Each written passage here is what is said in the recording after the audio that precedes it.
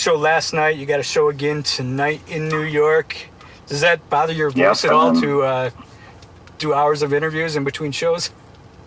No, not at all. I don't know. People always talk about that lately. I don't know what it is.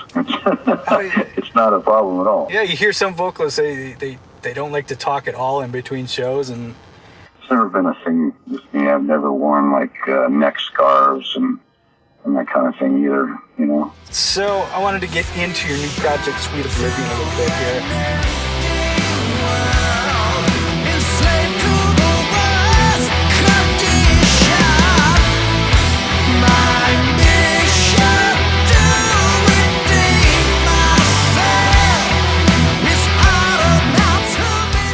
Which came out June 14th.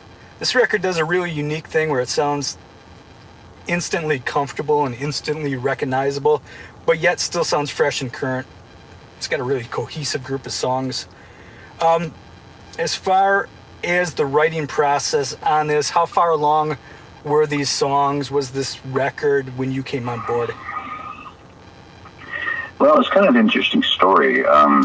I got contacted by a gentleman from my record company in Italy who said he knew a guy, Simone Mulrani, who was an excellent guitar player, who was a huge fan of my music.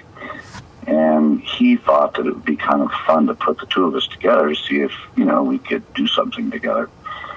And so that happened, and we started trading back musical ideas and kind of trading things over the internet, you know.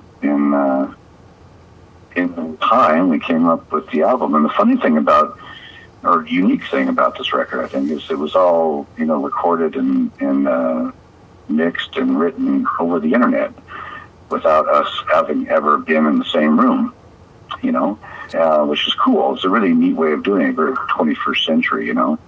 In fact, we still have not actually spoken a word to each other. We've just communicated via text and email, which is even cooler and kind of really unique. And I really, the first time I ever worked like that, and I actually quite like it. I suppose you don't have any of the interpersonal relationship dramas or anything that might occur sometimes with other, you know? Exactly. It always occurs. It's just like it's an unbelievable waste of time, all that chit chat that goes on, you know, when you're just sitting for hours and hours, kind of held hostage in a room, you know. And it's like, gotcha. I would much prefer to be in my own scene, doing the work, and then conferring back and forth and making changes as you go, and you know, additions, subtractions, things like that as you go along. You know, it's a cool way to work, and I really like it.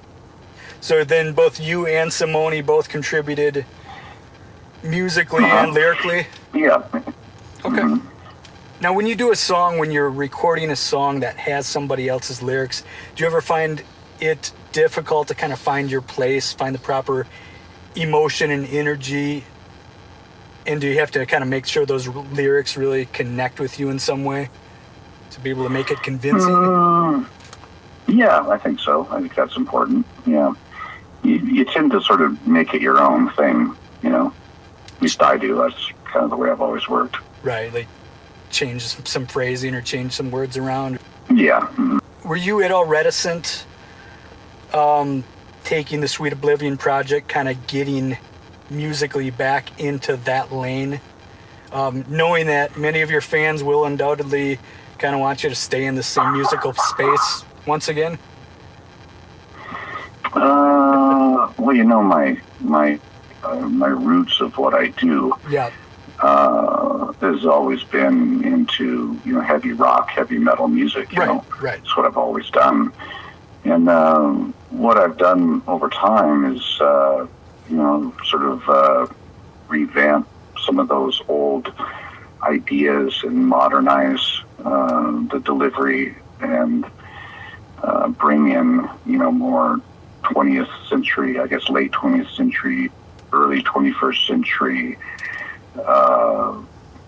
perspectives, you know, on the music. And that's kind of where my head is. But now and then, I kind of like to return to more retro, old kind of delivery, you know, which is where this album is. It's very retro and Sure. Very much what I've done already in my life and my career. In fact, that was our meeting point really with Simone and I. Was he was a big fan of what I had done in my career, so right. he was giving me his ideas that were based upon my ideas. Gotcha. So it was a comfortable place to meet. It was familiar, to say that. Sure. At least for my ears, it works very well. Really enjoy the record. Do you have any favorite tracks from it? Anything that stands out? I'm pretty happy with everything. Yeah, it's a good solid record. I think it's something that I felt like doing now. And that's always the best thing, is when you're in the mode, in the mood, in the right frame of mind to do a record, and you do it the way you want to do it, and then it's done. And then you move on to the next thing that interests you. Any chance any of this material will make it into a live set in your upcoming tour? Yeah, it's kind of a no-brainer, easy play stuff. Doesn't require a lot of replanning or anything like that. Yeah, it'd be easy to adapt. I'd like to do another record though before I start playing the stuff live, I think. So maybe that's down the road. Gotcha. Maybe that's coming up. At this point in your career, which is more important, kind of record sales or being able to accurately reflect your artistic vision? Record sales have never been a real big motivator for me at all.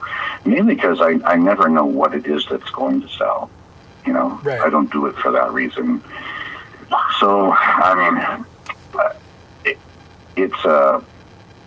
it's what motivates some people, entirely, and but not me. It's I'm always confused as to what the market is, or what people expect, or I never know what that is right. at all. I always go through life with very little expectations, and that way I'm always surprised. Musically, I guess, are there things that you personally think you're better at now than you were, let's say, when you were 30? Oh, I'm much more comfortable, with what I do. I tell you, working with Queensryche all the years I worked with them, 30 years, dedicated to that musical project, was really quite an amazing journey, really, looking back on it. And I'm very proud of the music that we made. I think we made some incredible, innovative albums. I think that we made landmark records that'll be around, for generations. Yeah. I think we influenced a lot of musicians. But at the same time, it really kind of put me in a box, Sure. where I didn't know anybody else's music. I didn't sing anybody else's songs. Like I'd go out to the pub with friends and people say, "Jeff, sing a song." And I couldn't. I didn't know anybody's music, right. But my own. And once Queensryche ended, I began kind of listening to other people's stuff and learning songs of other people, and then getting up and performing them in public, and now I'm really comfortable with that, and I have a whole list of standards I can do, so I'm never on the spot. I can always just perform something well, right, which may seem strange to some people, but to me it was a huge deal, because Queensryche started when I was very, very young, 30-year career, all focused on the same thing. It puts you in a different headspace, and so I'm happy to be in the headspace I am now.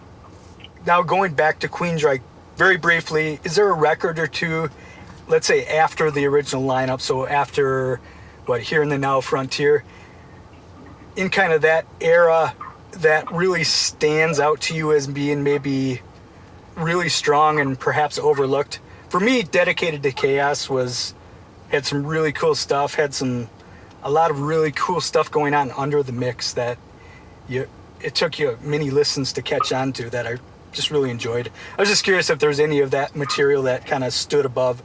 Oh yeah, tons. The American Soldier album was a landmark album for me. And a lot of people, in fact, that's probably the album that I get the most commentary on. People come up, and especially veterans and people that have been in the armed forces, they really relate to that record quite a bit. And there's some really cool music on that record. Dedicated to Chaos, I love that record. In fact, if I just for fun put on a Queensryche record, that's probably the one I listen to, because I really like a lot of the soundscape on that record. And I like the fact that that was the first record in decades that everybody in the band contributed to. It was one of those records, like it was actually quite similar to the Empire record in the approach. Are you a real music theory guy? Can you break everything down? Do you know all the, like relative minors that can be played in that key? Or do you go more by feel? Kind of both. I started playing piano at 9, and I was in band all my life. And it was something I continued doing up until I guess high school. I started branching out and playing in rock and roll bands, And as a keyboard player, I wasn't a singer yet until I was in my 20s. That's when I started to sing. Okay. So yeah, I know my way around the music theory area, but I don't use it so much anymore. Okay. I just sort of go with what feels right, and what sounds good to me, and then kind of run with that, really. So I've heard in some other interviews that you have a number of songs that you're just waiting to finish up. I guess what can we look for from those stylistically? Anything way out of the box? Hopefully there's some saxophone incorporated into it.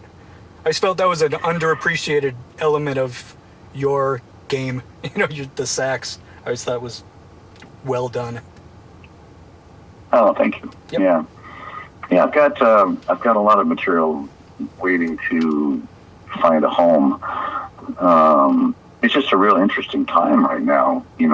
What do you do with the music? Do you go with the old kind of dinosaur idea of putting out an album, right? Or do you release song by song? You release special media. There's a number of different outlets you can go to now, and so I'm just sort of in the research mode, really, trying to figure out what to do with it all. And I'm pretty close to finishing up what I would call an album sort of material right now. Okay. I guess I got maybe another couple months left, which I hope to finish up on a lot of it when I'm in Europe this summer. I'm starting up, was it 10th of July, with Avantasia doing their summer festival tour. Going back up. Rather than flying back and forth to America, I'm just going to stay in Europe for the couple months and rent a house maybe with my wife and set up my studio there and finish up a lot of this music that I got in the works. Yep. Worst places to do it, I would imagine, than France. Yeah, well, that's kind of my life these days. Is I take my studio everywhere, and it's pretty handy. In fact, I did all the stuff for that Sweet Oblivion album in hotel rooms and backstage dressing rooms and tour buses. Any time frame on releasing any of those songs in mind now, or it's way off? No, I guess sometime in 2020, I suppose. Got it. I just don't know yet. Yeah. I'm getting ready to tour in 2020. I'm putting together a big tour starting in spring. That'll be, I'm focusing on playing the Empire album in its entirety. Right. In celebration of the 30-year anniversary of that album. It's unbelievable to me that that's 30, but it is. That is. Next year. That makes me feel old. Gotta remember that album. Yeah. If it makes you feel old, it makes you feel ancient. I guess you have a point, but I'm not that far away from you there. But do you have any feelings on crowdfunding records? Well, I don't really need to do that. Yeah. I never really thought about doing it myself. Okay. I don't know why people would do it. It doesn't cost that much to make records. Your old band, I know, did for their last 2 records, and I think they got they got bitten by it last time. I think it was, I can't remember who they were going through, but they went belly up and they didn't get their money. Or some big story about that. They did a crowdfunding to make a record. Oh yeah, yeah. Their last two, I believe, were Really? Yeah, were crowdfunded. Yeah. Jeez, why on earth would they do that? Huh. Yeah, but yeah. That's bizarre. Yeah. I didn't That's know if it was. bizarre to me. Yep. Well, that's a shame. But there you go. You've been married for a long time, raised children. How have you been able to I do. Yeah, how have you? I have 3 grandchildren now. Wow. How have you been able to successfully manage, the home life balance and in this crazy business? Been able to make it work. Yeah, you have to. Susan, my wife, is incredible. From raising our children to managing my career and our day-to-day life, which is pretty hectic. I mean, we all the time. She keeps it all in order and running tight ship, and I couldn't do it at all. I'm worthless, as she can tell you, in that area. Right. Anything you're listening to currently? Any new music or?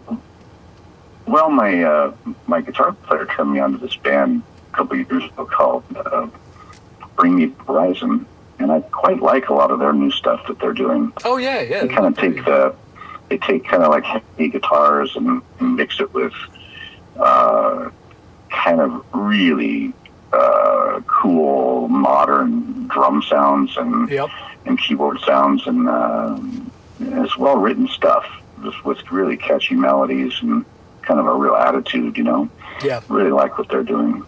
Looks like you still have the same band going. You got Scott and Kiernan and Ross on bass. Yeah, Jack Ross on bass playing with me, and I have Felix Bonke from Germany, who I was helping with Avantasia with. He's with Avantasia and Ed Guy. I'm not familiar with them, but he's playing these dates with me now. Must make for a really tight show having the same band together for doing this set for the last 2 years. Yeah, well, it can. It depends on the players, of course. I try to choose really accomplished players who are very good at what they do, and the whole point of one of the main points of the Operation Mindcrime album is it's very tight. The songs, the way they're constructed, and the playing has to be really spot on. And these guys, amazing players. Both of them are incredibly accomplished, and good singers too, which I need to have good singers doing backup parts with me. Good luck on the show tonight, and good luck on everything you have going on in the future. Thanks so much for taking the time to talk to me. My pleasure, Joe. I'm glad we got to connect, man. All right, you bet. Thanks a lot.